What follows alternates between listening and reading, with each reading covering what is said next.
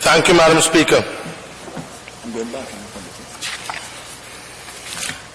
Madam Speaker, exactly 10 years and 8 years ago, 10 years and 8 days ago, Madam Speaker, on January the 18th, 1999, this Honorable House passed the Antigua and Barbuda Hospitals Board Act 1999.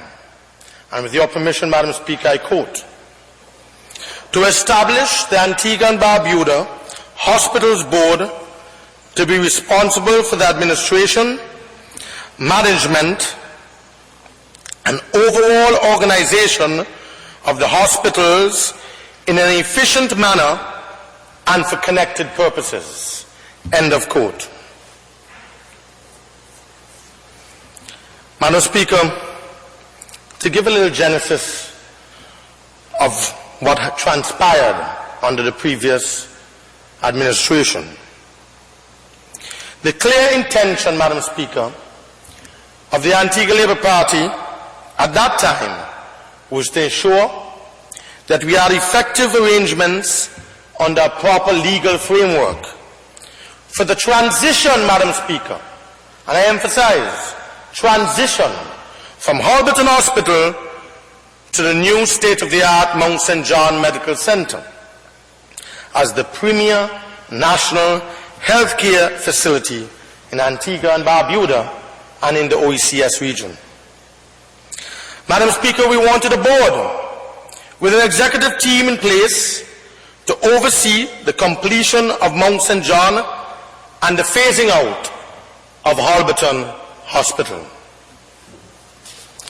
So, as I said, the legislation was transitional and designed specific to serve a specific purpose, Madam Speaker, with a specific period of time, Mr. Minister.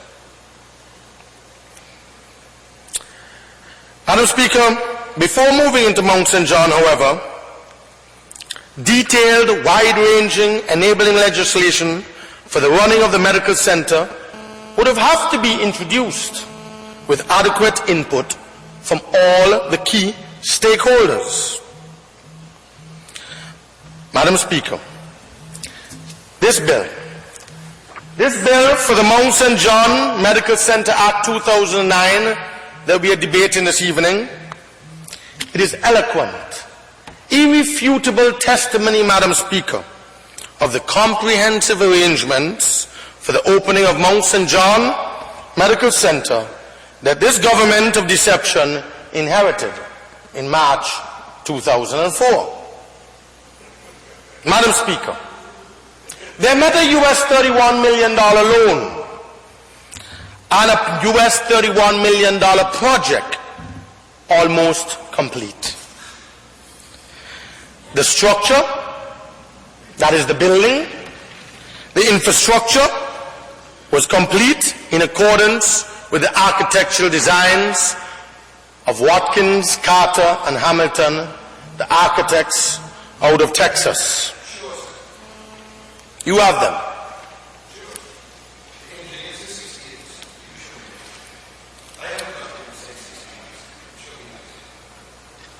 The finishing work, Madam Speaker, and the equipment installations were already started. All the computer hardware and the software specifications were complete. Madam Speaker, the US $7 million Siemens arrangement for the supply of a large chunk of the equipment was already successfully negotiated. Joey John actually flew up to Germany, Madam Speaker, where he sat with the Siemens people. He negotiated this loan on very concessionary terms, Madam Speaker, where a moratorium was granted to the government and people of this country. And I think, I stand corrected, where the interest rate was somewhere in the vicinity of 4 or 5%. Very concessionary terms. The equipment was actually on island, some of which was actually installed already in Halberton Hospital, Madam Speaker. The training process had already begun. The Siemens people actually came down to Antigua and actually started the training process. Madam Speaker, the Siemens equipment included all of the radiology and imaging equipment. All the patient monitors, all the ventilator and respiratory equipment, all of the anesthesia equipment, as well as all other operating room equipment, complete, Madam Speaker, with 5-year service contracts and training contracts. So all that was done, Madam Speaker. They did not have to go and reinvent the wheel. Furthermore, the US $7 million in additional funding from Exim Bank, which the member for St. John's Rural North spoke about earlier, from the Exim Bank, Madam Speaker, in China, that was successfully negotiated by the previous administration.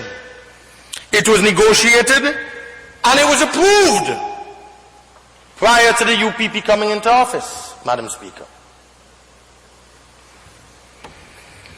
That $7 million US, Madam Speaker, was to cover cost overruns, if there was any, and additional buildings not originally negotiated in the original loan agreement with Mr. Stanford for the US $31 million.